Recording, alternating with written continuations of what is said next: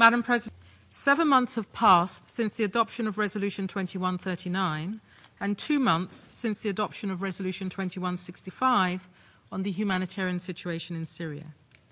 The resolutions aim to stop the relentless violence and violations of international human rights and humanitarian law against Syria's people. They also seek to improve access to those in need. But the violence continues unabated throughout Syria, including in areas previously not as affected, and people are being subjected on a daily basis to further displacement and deprivation. In the last few weeks, international attention has been focused on the need to halt the progression of ISIL across Syria and Iraq. ISIL are accused of beheadings, mass murder, and of sexually enslaving women and girls in areas under their control.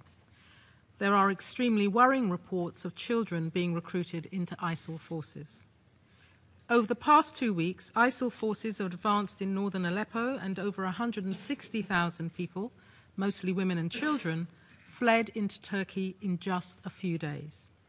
Their fear was so great that many people crossed heavily mined fields to seek refuge. There is a possibility that tens of thousands more people could be forced out of Syria if ISIL forces continue to gain ground. The other parties to the conflict also continue to show an utter disregard for international humanitarian and human rights law. Violence, including the use of barrel bombs, car bombs and mortars, continues to cause civilian deaths and injuries. All parties continue to fire indiscriminately on populated areas and on markets and bakeries. Murder, execution, torture, hostage-taking and other violations of international law continue with total impunity. The government has continued its aerial attacks, including the use of barrel bombs. OHCHR has received information that dozens of civilians were killed in Aleppo from such attacks, including women and children. Government forces also continued their heavy shelling of the Jubar neighborhood of Damascus, reportedly killing civilians.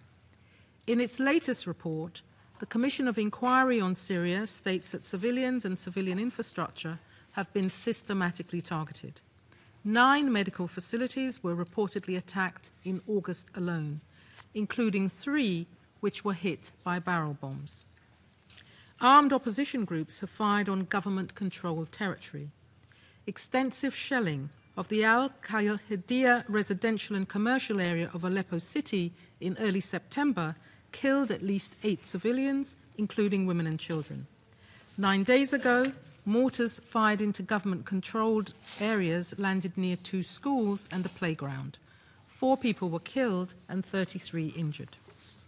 Madam President, I have reported to this Council in the past the devastated consequences of this cycle of violence and destruction on Syria's people. Those who can flee. More than 3 million Syrians have registered in neighbouring countries as refugees. The numbers who have left is far higher than that. Lebanon, Jordan and Turkey are hosting millions of refugees and the displaced, stretching the resources of their communities and their national economies to the limit. Those who cannot flee remain. The whole population is affected by the loss of essential infrastructure and degradation of basic services. Millions are short of food, of medicines, and almost 3 million children are not in school. 11 million vulnerable people inside Syria require urgent humanitarian assistance, and of those, 6.4 million people are internally displaced. Many have been displaced several times. Sustained access to provide the most basic assistance to some 4.7 million people who have been hard to reach for months, some for years, continues to be a major challenge. And a further 241,000 people are deliberately besieged, mostly by government forces, and are denied assistance. Each month that passes sees more people denied their basic human rights. Intense fighting and shifting conflict lines continues to make the delivery of aid difficult and dangerous. The parties to the conflict continue to put obstacles in the way of the sustained access that humanitarian organizations require. Nearly 600,000 people in the 2 governorates of Deir ez-Zor and Raqqa could not be reached by the World Food Programme last month due to ongoing violence and the presence of armed groups. It is the third month in a row that WFP could not reach people in need in Deir ez-Zor. Parties to the conflict also continue to block aid deliveries to areas outside of their control. This includes armed opposition groups in Aleppo Governorate, which have prevented aid from being delivered to areas under the control of ISIL. The government continues to use administrative procedures to hinder the rapid and sustained delivery of aid.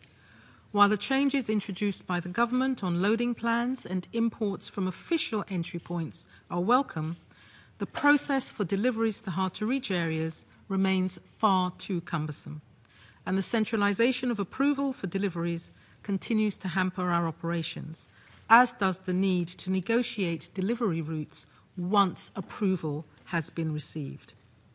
And aid workers trying to get life-saving assistance to people continue to face grave danger. David Haynes was the 63rd humanitarian aid worker to be killed since the start of the war. Madam President, despite the dangers, the United Nations and partners continue to reach millions of people in need. Last month, the World Food Programme and partners delivered food for more than 4.1 million people. 16.5 million people were provided with access to clean water by UNICEF and partners. Over 400,000 people received core relief items. With the support of the governments of Turkey and Jordan, implementation of Resolution 2165 has helped us to deliver food for 144,500 people, health support for 151,000, and other basic assistance for 315,000 people through additional cross-border operations, complementing the work of NGOs that have been operating across borders not controlled by the Syrian government for many years.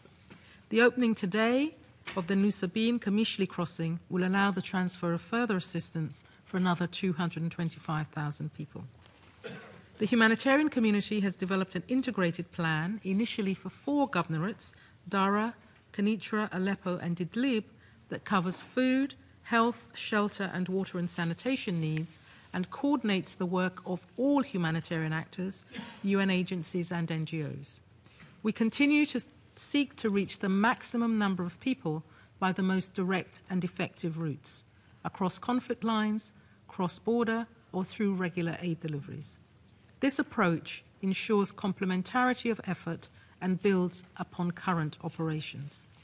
Despite the modest progress, sustained pressure on all parties to ensure that they respect and implement Resolutions 2139 and 2165 is crucial. We also need your financial support. I welcome the more than $1 billion pledged last week for our response efforts in Syria and neighbouring countries, as United Nations and partners have already been forced to cut back on critical aid. Without additional funds, the World Food Programme will be forced to end its operations completely within 2 months. Rations have already been cut in order to continue to reach as many people as possible. Winter is fast approaching and vital supplies are needed to protect people from the cold. Neighbouring countries also need urgent support so that they can continue to shelter millions of refugees. But most critical of all, the violence that has already killed over 190,000 people must stop. Thank you. Ladies and gentlemen, I would like to make a few comments with regard to the briefing given by the Undersecretary General for Humanitarian Affairs on the humanitarian situation in Syria, within the framework of the item entitled "The Situation in the Middle East." Number one, I would like to shed some light on the fact that Mrs. Amos missed a golden opportunity to clarify many of her mistakes of assessments that she did in the past.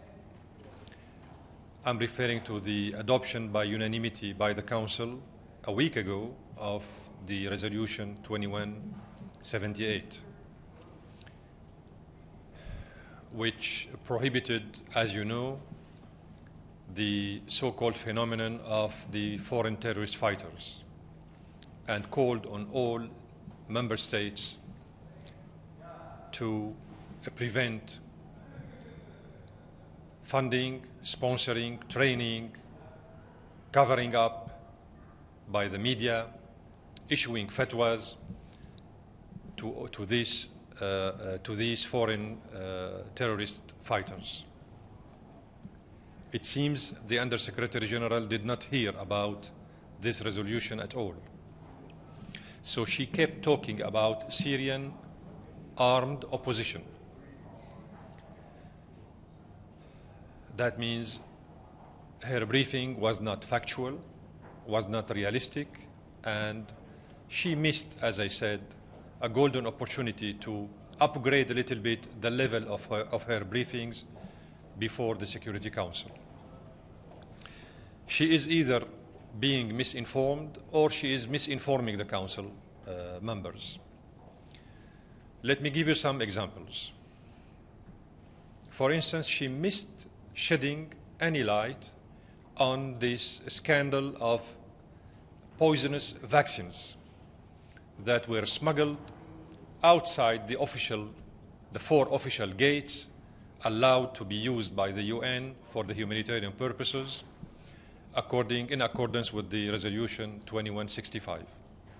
So these poisonous vaccines were smuggled inside Syria by the terrorist groups through Turkish mediators outside the resolution 2165. OCHA was not aware of that. The vaccines did not cross the border through the 4 official gates, and Mrs. Amos did condone to mention anything with this regard, with this scandal that led to the death of dozens of Syrian children, innocent Syrian children, and the suffocation of hundreds of them. It seems she, who is in charge of the humanitarian situation in Syria, it seems she wasn't aware of that. She wasn't aware of this scandal of vaccines. Although she is committed, according to the resolution 2165, vis-à-vis the Syrian government, to notify the Syrian government of the content of the convoy of the so-called humanitarian affairs humanitarian assistance in advance. She did not do that. The vaccines did not cross the official gates, border gates, and those who brought the vaccines inside Syria were merely criminal mobs and thugs who wanted to replace the work of the government just for spreading the propaganda and drawing money from the so-called donors. This is the first example. The second example, she said that the World Food Programme couldn't reach the civilians in Deir ez-Zor and Raqqa for 3 months. She didn't say why. As if nobody knows nowadays who is occupying Raqqa and who is occupying Deir ez-Zor. Mrs. Amos never heard about the presence of ISIS in Raqqa. She is not aware of that. She doesn't know that ISIS is occupying Raqqa and Deir ez-Zor. So she said that for the 3rd month consecutively, the World Food Programme was unable to deliver humanitarian assistance to these 2 cities. But she didn't say why, because she doesn't want to clarify how alarming the situation is in these 2 cities because of the presence of the terrorist armed groups, not because the government is preventing the World Food Programme from reaching this civilian population in these 2 Syrian cities. She was highly interested only in telling the Council that, you know what, within 2 months we will have no money. So please, we need money. This is all what she cares about. She needs money to continue what she calls humanitarian assistance operations. She thanked the Turkish government and the Jordanian government, and she didn't thank the Syrian government, who affords 75% of the humanitarian assistance in the country and who cooperates with the United Nations agencies for the delivery of the humanitarian assistance. No, she doesn't want to thank the Syrian government. she would prefer to thank the Turkish government, who allows the terrorists to cross our border from all over the world, as you know. And by the way, the Prime Minister of the President now, the Turkish President, I'm sure you have heard him in his briefing before the Council. He protested against the resolution 2178. He was not feeling comfortable with the adoption of this resolution, because, of course, this resolution would prevent the Turkish government from continuing facilitating the movement of the terrorists of ISIS and others through our border with Turkey. Another example, another loophole in her briefing, she did not mention for once the word Jabhat al-Nusra, al-Nusra Front. Al-Nusra Front doesn't exist in Syria for Mrs. Amos. She only spoke about ISIS without calling it terrorist organization. So in all her briefing, I didn't hear the word terrorist in her briefing. ISIS, Jabhat al-Nusra, and all these terrorists coming from all over the world, for her they are Syrian opposition groups. The terrorists coming from Australia, the terrorists coming from United States and Britain and France, the terrorists coming from Indonesia, from Lithuania. These are Syrian opposition groups. They are not foreigners. They are not terrorist foreigners. They are Syrian opposition groups for Mrs. Amos. She is still insisting on misreading the facts and the reality taking place in Syria. Finally, just for your kind information, I would like to let you know, and again, she didn't mention anything about it. In 1 month only, from August till now, 1 month, 1,878 mortar shells landed in Damascus, the suburbs of Damascus, and Aleppo and the suburbs of Aleppo. Mortar shells against civilian populated areas. These mortar shells killed, unfortunately, hundreds of Syrian innocent people. Again, Mrs. Amos was not briefed by her aides on the spot in Syria. She was not aware of these mortar shells. All what she is aware of is, please give us money to go ahead with this big program of humanitarian assistance, including, smuggling poisonous vaccines inside Syria to kill the Syrian children.